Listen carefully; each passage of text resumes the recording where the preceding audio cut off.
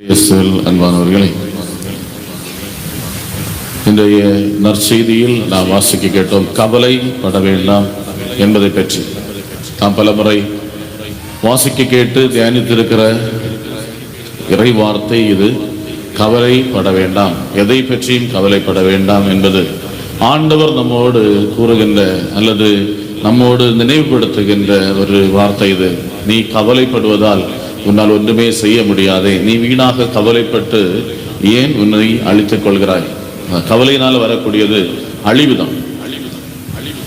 கவலைப்பட்டு சிலர்கிட்டையாவது ஏன் மெலிஞ்சு போயிருக்குன்னு கேட்டால் இது நான் சொல்லக்கூடியது, நான் பயங்கர கவலை, டென்ஷன்னாலே இருக்கும்.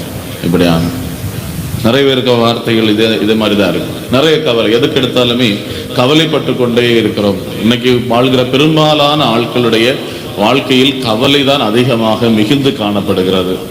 எதை பற்றி எல்லாம் கவலைப்படுகிறாருன்னா, ஒன்று தனக்கு ஆரோக்கியத்தை பற்றியா இருக்கும், இல்லைன்னா கணவனை பற்றியா இருக்கும், இல்லைன்னா மனைவியை பற்றியா இருக்கும், இல்லைன்னா பிள்ளையை பற்றியா இருக்கும்.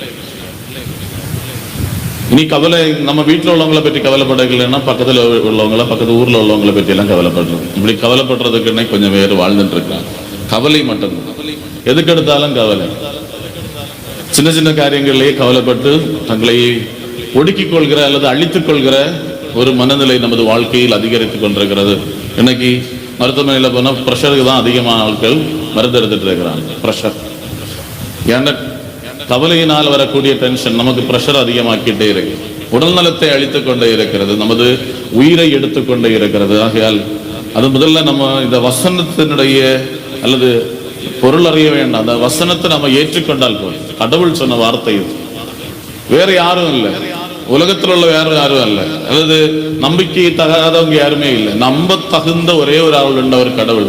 அவர் சொல்கிறார், நீ கவலைப்படாத, உனக்கு வாழ்க்கையில எதை பற்றி நீ கவலைப்படாத, நீ என்னுடைய அரசை தேடுவதில் நீ உன் முழு கவனத்தையும் செலுத்து, உனது வாழ்க்கைக்கு தேவையான எல்லாவற்றையும் நான் உனக்கு தந்து கொள்வேன்.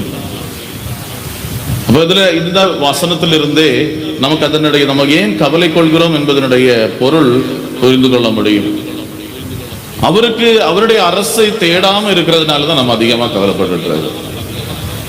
அவருடைய அரசை தேட ஆண்டவர் சொன்ன வார்த்தைகள் அது, நீ என்னுடைய ஆட்சி எனக்கு தேடு. 31ஆம் வசனம், லூக்கா நற்செய்தி 12ஆம் அதிகாரம் 31ஆம் வசனமும், நீங்கள் அவருடைய ஆட்சியை நாடுங்கள், கடவுளுடைய ஆட்சியை நாடுங்கள், அப்பொழுது இவையெல்லாம் உங்களுக்கு சேர்த்து கொடுக்கப்படியாது. நம்ம கவலைப்பட்டுக்கிட்டு இருக்கிற ஒவ்வொரு சின்ன சின்ன காரியங்களையும் ஆண்டவர் நமக்கு நன்றாக நமது வாழ்க்கைக்கு தந்து விடுவார், சேர்த்து தந்து விடுவார். சொல்லும் போது அவரது அரசை அவர் நமக்கு தருவார். அந்த அரசோடு சேர்த்து, அவரது ஆட்சியோடு சேர்த்து, அவருக்குள்ள எல்லாவற்றிலிருந்து நமக்கு தேவையான நிம்மதியான சந்தோஷமான சமாதானமான வாழ்க்கைக்கு தேவையான எல்லாவற்றையும் அவர் தருவார். அப்ப முதல்ல தேட வேண்டியது அவரது ஆட்சியை. நம்ம ஏன் கவலைப்படுறோம் அப்படிங்கிறதுக்கு இதுதான் காரணம். நம்ம அவரது ஆட்சியை நாடாம எனக்கு விருப்பமானது, எனக்கு சந்தோஷமானதுன்னு நான் நினைக்கிற காரியங்கள்ல ஓடிட்டே இருக்கிறோம். அதனால உண்மையான சந்தோஷத்தை நம்ம அடையவே இல்லை. தேடினதை தேடி தேடி தேடி தேடி அலைஞ்சோம், கிடைச்சதா அப்படின்னு கேட்டா இல்ல. அதனாலதான் கவலைப்படுறோம். உணவுக்காக ஓடி ஓடி ஓடி கஷ்டப்பட்ட தேவையான உணவு கிடைச்சதானா இல்லை. அழகுக்காக தேடி தேடி தேடி பல பியூட்டிஷியன்ஸ் தேடி போன அழகாச்சான்னு கேட்டா அசிங்கமாயிட்டு. வாழ்க்கை இன்னைக்கு அப்படிதான் போயிட்டு இருக்கு. இந்த கிரீம் போட்டா நல்லா இருக்குமா, அந்த சோப்பு போட்டா நல்லா இருக்குமா, இந்த ஷாம்பு போட்டா நல்லா இருக்குமா, இந்த ஸ்ப்ரே அடிச்சா நல்லா இருக்குமான்னு வெரைட்டி வெரைட்டி தேடிட்டே நடக்கும். இன்னும் நிம்மதி ஆகல, திருப்தி ஆகல, ஓடிட்டே இருக்கிறோம். அதான் நம்ம கவலைப்பட்டு கொண்டிருக்கிற காரியங்கள் எல்லாம் நிசாரமான காரியங்களாகும். அதனால ஆண்டவர் இங்க சொல்லுவாரு, உயரத்தை உன்னால கூட்ட முடியுமா, அந்த சின்ன காரியத்தையே உன்னால செய்ய முடியல. இதெல்லாம் சின்ன சின்ன காரியங்கள், உடல் சார்ந்த காரியங்கள் எல்லாமே வெறும் வெறும் ஆண்டவரை பொறுத்தவரை இது மிக மிக சிறிய அற்பமான காரியம். 26ஆம் வசனம், லூக்கா நற்செய்தி 12ஆம் அதிகாரம் 26ஆம் வசனத்துல, மிக சிறிய ஒரு செயலை கூட செய்ய முடியாத நீங்கள் மற்றவை பற்றி ஏன் கவலைப்படுகிறது? பலருக்கும் பல விதத்திலான கவலைகளை பற்றி சொல்லிட்டு இருக்கோம். வாழ்க்கையினுடைய நான் இப்ப அனுபவித்துக் கொண்டிருக்க நம்ம ஒண்ணு சும்மா யோசிச்சு பார்த்தா போது, நான் என்னென்ன கவலைகளை பற்றி யோசிச்சுட்டு இருக்கிறேன். இந்த கவலைக்கு எல்லாத்துக்குமான தீர்வு ஆண்டவர் சொல்றாரு, நீ எனது அரசை தேடு, அப்போ உனக்கு கொடுக்கப்படும் ஆண்டவர் சொல்றாரு. ஆனா நான் யாரை தேடிட்டு இருக்கிறேன்? இந்த கவலைக்கு தீர்வு கிடைக்கும்னு சொல்லிட்டு நான் யாரை எல்லாம் தேடிட்டு இருக்கிறேன், எதையெல்லாம் தேடிட்டு இருக்கிறேன், எங்க எல்லாம் போயிட்டு இருக்கிறேன் இந்த கவலையை தீர்க்கிறதுக்கு. ஆன்சர் இங்கே ஆண்டவரை சொல்லி இருக்கிறார். நீ கவலைப்பட்டு கொண்டிருக்கிற காரியங்களை எல்லாம் முதல்ல நம்ம என்ன செய்யணும், நோட் டவுன் பண்ணணும். வீட்டில் போய் இன்னைக்கு நீங்க செய்ய வேண்டிய ஒரு ஹோம்ஒர்க் ஆகும். என்னது, நோட் புக் எடுத்துட்டு என்னது கவலைகள் எவையெல்லாம் அப்படி 1 நம்பர் போட்டு எழுதி வைங்க. இந்த கவலைகள் எல்லாம் கடவுளுக்கு முன்னிலையில எவ்வளவு அற்பமானவை அல்லது எவ்வளவு பெரியவை அடுத்து யோசிங்க.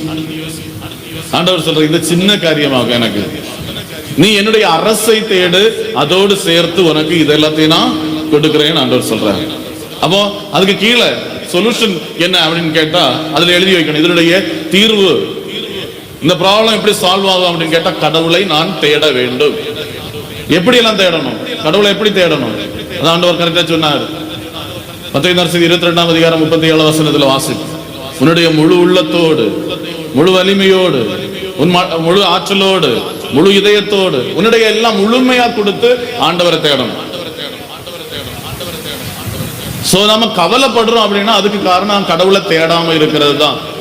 அதுல சந்தேகமே இல்லை. நான் இன்னைக்கு பூசைக்கு வந்தேன், நான் வீட்டுல இருந்து எப்பவாவது ஜெபம் பண்ணேன், எப்பவாவது பைபிள் எடுத்து வாசிச்சேன், அது போதாது. நான் திருப்பலியை ஒப்பு கொடுக்க போகிறது எப்ப போறேன், எந்த ஆர்வத்தோட போறேன், வேண்டாம் வெறுப்போட போறேனா, ஐயோ அங்க இருந்து அவர் பார்த்துட்டு இருக்கிறாரு எல்லாம் நான் அவன் கேப்பா அப்படிங்கிறதுக்காக போறேனா, எனக்கு கடவுளை தேடணுங்கிறதுக்காக போறேனா, எனக்கு கடவுளை சொந்தமாக்குனதுக்காக போறேனா, நான் இன்னைக்கு போகலன்னா எனக்கு இடம் போயிடும், அங்க இருந்து என்ன வெளியே ஆக்கிடுவாங்க அப்படிங்கிறதுக்காக போறேனா, எதுக்கு வேண்டி நான் போயிட்டு இருக்கிறேன்? கடவுளை தேடுறதுக்கு நான் என்ன மார்க்கம் வச்சிருக்கிறேன்? வீட்டுல இருந்து ஜெபிக்கிறதுக்கு நான் என்ன வழிகள் எல்லாம் கண்டுபிடிச்சிருக்கேன்? கோயிலுக்கு வா ஜெபி, வீட்டுல இருந்து ஜெபமாலை பண்ணு, ஜெபம் பண்ணு அப்படின்னு சொல்லும் போது காரணங்கள் இல்ல, செய்யாம இருக்கிறது காரணங்கள் நிறைய நம்ம கண்டுபிடிச்சிட்டே இருக்கிறோம். செய்யாம இருக்கிறதுக்கு, செய்யறதுக்கு ஏதாவது ஒரு காரணத்தை நம்ம என்னைக்காவது கண்டுபிடிச்சிருக்கிறோமா? மிகப்பெரிய காரணமே இருக்கு. நம்ம வாழ்க்கையில கடவுளை தேடணும், ஜெபிக்கணுங்கிறது காரணமே இருக்கு. என்னது, நான் நிம்மதியா சமாதானமா சந்தோஷமா இந்த வாழ்க்கை வாழ்ந்து போறேன்னா கடவுளை தேடினா மட்டும்தான் முடியும். அதுதான் மிகப்பெரிய காரணம் இருக்கு. ஆனா அந்த காரணத்தை தேடவே மாட்டோம். நான் செய்யாம இருக்கிறதுக்கு, கடவுளை தேடாம இருக்கிறதுக்கு எக்ஸ்கியூசஸ் கண்டுபிடிக்கிறது எப்படி அப்படிங்கிறதாக நம்ம எழுதிட்டே இருக்கோம். எனக்கு நேரம் இல்லை, எனக்கு அந்த வேலை இருந்தது, இந்த வேலை இருந்தது, எல்லாரும் சேர்ந்து வரல, நானும் பிள்ளை மட்டும் இருந்தோம், அவர் வீட்டுல வரல, வந்து சேரல, பின்ன அவர் வந்தப்ப பிள்ளை தூங்கிச்சு, அதனால நாங்க அடுத்து ஜெபமாலை பண்ணல. காரணம் அன்பானவர்களே, நம்ம அங்கிருந்து திரும்பணும். நமது கவலையை மாற்ற, நமது வாழ்க்கையை நிம்மதியா மாறுறதுக்கு ஆண்டவர் சொல்லி தருகிற வழி ஒண்ணுதான். நீ கவலையை விடணும். அதுதான் கடவுள் நம்ம இது. நீ கவலையை விட வேண்டும். கவலையை விடுறதுக்கு கடவுளை சார்ந்து நிற்கணும். இனி அடுத்தபடி ஆண்டவர் சொல்லக்கூடியதாகும், உன்னுடைய உடைமைகளை எல்லாம் விற்று தர்மம் செய்யும். முடிஞ்ச அளவுக்கு உன்னிட்ட இருக்கிறத கொடு. நாம் இப்ப சொல்லு, நீங்க பணம் நான் கொடுக்கணும் அப்படிங்கிறது இல்லை, ஒரு சிறியாவது கொடுங்க, அட்லீஸ்ட் ஒரு பேச்சாவது கொடுங்க அப்படின்னு சொல்றது உண்டு. இங்க இந்த உடைமைகள் சொல்லுங்க, எனக்கு உரியதாட்டு எனக்கிட்ட இருக்கிறது என்னெல்லாம், எனக்குரியதாட்டு என்னிடம் இருக்கிறது என்னெல்லாம். ஒருவேளை நல்லா படிக்கிறதுக்குள்ள திறனா இருக்கும், அப்ப பக்கத்துல இருக்கிற தெரியாத பிள்ளைக்கு அது சொல்லி கொடுக்கலாம். எனக்கு நல்ல அறிவு இருக்கலாம், அந்த அறிவை நாம் பிறருக்கு பகிர்ந்து கொடுக்கலாம். இன்னைக்கு இப்ப காலகட்டத்தில் நிறைய காரியங்கள் பிசினஸ் செய்யறதுக்கு நிறைய பேர் விரும்புறாங்க, அல்லது பணம் ஏற்படுறது பல வழிகள் இன்னைக்கு போயிட்டே இருக்கு. அது தெரிஞ்சவங்க தெரியாதவங்களுக்கு சொல்லி கொடுக்கணும். இவங்க வறுமையில் இருக்கிறாங்களே, அந்த வறுமையில இருந்து அவங்களை தூக்குறதுக்கு நான் என்னால எப்படி அவங்களை உதவி பண்ண முடியும்? இதுதான் எனக்குரியதை நான் கொடுத்து நான் அவங்களை வளர்த்துறேன். இன்னைக்கு நிறைய வழிகள் இருக்கு செல்வம் சம்பாதிக்கிறதுக்கு. தப்பான வழிகள் இல்லை, அது நிறைய இருக்கு, அதை தேடுறதுக்கு இல்லை சொன்னது. நல்ல வழிகள்ல பணம் சம்பாதிக்கிறதுக்கு வழிகள் நிறைய இருக்கு, ஈஸியா வழிகள் இருக்கு. அது எப்படி அப்படிங்கிறது தெரிஞ்சவங்க உண்டு, அது தெரிஞ்சவங்க தெரியாதவங்களுக்கு சொல்லிக் கொடுக்கணும். எனக்கு நல்லா எழுதுறதுக்குள்ள திறன் உண்டு, கவிதை எழுதுறதுக்குள்ள திறன் உண்டு, அது திறனை அப்படியே நம்ம பிறருக்கு பகிர்ந்து கொடுக்கணும். எப்படி செய்யறது, அது எனக்கு நேரம் இல்லை, நான் இது செய்யணும் விரும்பல அப்படின்னு சொல்லிட்டு நான் ஒதுங்கி நானும் செய்ய மாட்டேன்னு சொல்லிட்டு அடுத்தவங்களுக்கு சொல்லியும் கொடுக்காம இருக்கும்போது நான் இந்த எனக்குரியதை நான் கொடுக்காம போறேன். நம்மளவர்கள் 2 முக்கியமான காரியங்களை நாம் இன்னைக்கு சிந்திச்சோம். கடவுளை தேடும் போது நமது கவலைகள் மாறும்.